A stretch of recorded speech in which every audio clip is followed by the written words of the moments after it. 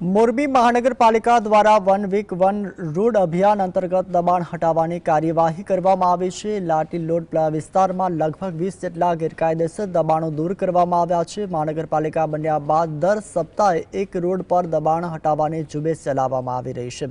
આગામી દિવસોમાં stock water અને ડ્રેનેજ લાઇનના કામમાં પણ અડચણરૂપ દબાણોને પણ દૂર કરવામાં આવ્યા છે। નગરજનોમાં આ કાર્યવાહીથી પ્રશંસા પણ જોવા મળી રહી છે। મોરબી મ્યુનિસિપલ કોર્પોરેશન દ્વારા મંજૂર કરવામાં આવેલા છે। લાટી પ્લોટની જે આડી અને ઊભી શેરીઓ છે એની એવરેજ પહોળાઈ 9 મીટર જેટલી છે।